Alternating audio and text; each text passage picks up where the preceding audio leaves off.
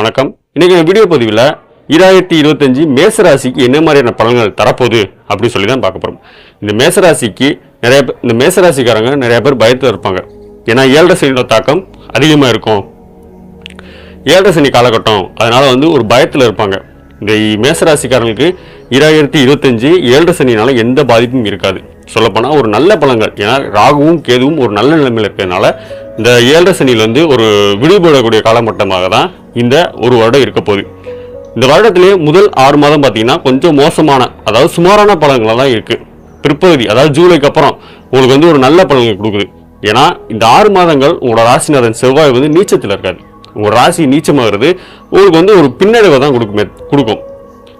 உங்களோட ராசிநாதன் நீச்சமடைகிறது ஒரு பின்னடைவை தான் கொடுக்கும். ஜூலைக்கு அப்புறம் உங்கள் ராசிநாதன் வலுப்பெறுவார். அப்போ உங்களுக்கு ஒரு நல்ல பலன்கள் எதிர்பார்க்கலாம். இந்த 6 மாத காலங்கள் என்ன மாதிரியான பலன்கள் இருக்க போகுது அப்படின்னு சொல்லி பார்த்தீங்கன்னா, உங்களுக்கு பணவரவு அதிகமாக தான் இருக்கும். பணவரவு என்னதான் அதிகமாக இருந்தாலும் அதுக்கேற்ற செலவுகள் இருக்கும். சேமிப்புங்கிற ஒன்று இந்த 6 மாதத்தில் இருக்காது.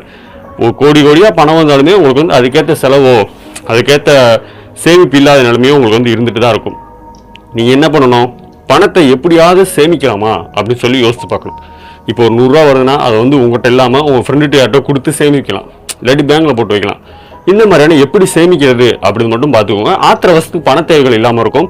நிறைய பேர் ஏமாத்துறதுக்குனே வருவாங்க. இந்த 7.5 சனி காலகட்டங்கிறதுனால நிறைய பேர் ஏமாத்துறதுக்குனே வருவாங்க. யார்ட்டையும் பணத்தை கொடுத்து ஏமாற்ற வேண்டாம்.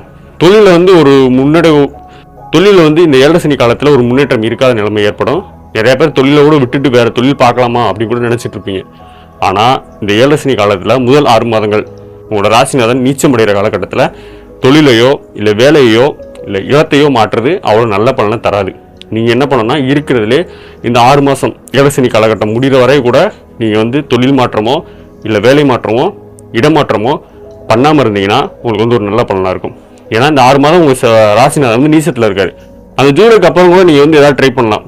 இல்லை வெளிநாட்டு போகிறதோ, வெளி பயணத்தை தர்றதோ, இல்லை வெளி வேலையை தர்றதோ, இல்லை தொழிலை மாற்றுறதோ, இந்த மாதிரியானதை நீங்கள் 6 மாதம் உங்கள் குடும்பத்தில் சின்ன சின்ன பிரச்சனைகள் வரும்.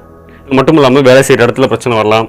சும்மா நீங்கள் ரோட்டில் நடந்து போயிருப்பீங்க, திடீர்னு யாராவது உங்கள் மேலே ஏதாவது வேணுங்கன்னே சண்டை இருக்கிற மாதிரி கூட பேசுவாங்க. கோவப்படாமல் கோவத்தை கண்ட்ரோல் பண்ணுங்கள். ஏன்னா நிறைய பேர் கோவப்படுற மாதிரியோ உங்களை ஆத்திரமடைய செய்வாங்க. வம்பு வழக்குகள் வரும், கோர்ட்டு கேஸுகள் வரும். வீட்டில் ஒரு நிம்மதி இல்லாத நிலைமைகள் இருக்கும் இந்த முதல் 6 மாதங்கள். இந்த 6 மாதத்தை மட்டும் எப்படியா இந்த வருடத்தில் ஓட்டிட்டீங்கன்னா அடுத்த 6 மாதம் உங்களுக்கு ஒரு பொற்காலமாக அமையும். ஏன்னா உங்கள் ராசிநாதன் வலுப்பட்டுவார். கேதுமே நல்ல நிலைமைக்கு வந்துடுவார். ராகுமே உங்களுக்கு ஒரு நல்ல நிலைமைக்கு வந்துடுவார். இதனால பல நன்மைகள் நடக்க போகுது. உங்களை விட்டு போன தொழில் வரும். உங்களை பிரிஞ்சு போனவங்களாம் உங்களை தேடி பேசுவாங்க. ஒரு நல்ல தொழில் அமையும், நல்ல வருமானம் இருக்கும், நல்ல சேமிப்பு இருக்கும். மேசராசியை பொறுத்தவரையா இந்த 6 மாதம் கொஞ்சம் மோசமான நிலைமையில் இருக்குது. அடுத்த 6 மாதம் உங்களுக்கு ஒரு பொற்காலம் அப்படின்னே சொல்லலாம். இந்த 6 மாதம் மட்டும் கொஞ்சம் பார்த்துக்கோங்க. மாணவர்களுக்கு குறிப்பாக சொல்லணும்னா அவங்க வெளிநாட்டு போகிற யோகம் இந்த அடுத்த 6 மாதம் ஜூலைக்கு அப்புறம் கிடைக்கும். என்னதான் முதல் 6 மாதம் மாணவர்கள் சரியில்லாத நிலைமையில் இருந்தாலுமே அடுத்த 6 மாதம் வெளிநாட்டுக்கு போய் படிக்கிறதோ இல்லை வெளியூருக்கு போய் படிக்கிறதோ அவங்களோட ஃபியூச்சருக்கு பிளான் பண்ணுறதுக்கு ஒரு நல்ல காலகட்டமாக இந்த ஜூலைக்கு அப்புறம் ஒரு விடிவு காலம் கிடைக்கும். குடும்பத்திலையுமே சந்தோஷம் ஜூலைக்கு அப்புறம் நிலவுங்க. எவ்வளோதான் சண்டை சச்சரவுகளும் கோர்ட்டு வழக்குகள் இருந்தாலுமே இந்த அடுத்த 6 மாதம் உங்களுக்கு ஒரு நல்ல பொற்காலமாக இருக்குது. உங்கள் ராசிநாதன் வலுப்படும் பட்டோன்னே உங்களுக்கு ஒரு நல்ல விடிவு காலம் பிறக்கும். உங்கள் கேது ராகுமே உங்களுக்கு ஒரு நல்ல நிலைமையில் வந்துடுவாங்க. அதனால சனியோட தாக்கம் அவ்வளோ உங்களுக்கு இருக்காது. எனவே மேசராசிக்காரனுக்கு முதல் 6 மாதத்தை மட்டும் கொஞ்சம் சிக்கனமாகவும் கொஞ்சம் நேர்மையாகவும் ஓட்டியிருக்கேன். ஆரோக்கியதாக கொஞ்சம் கவனமாக இருக்கணும்.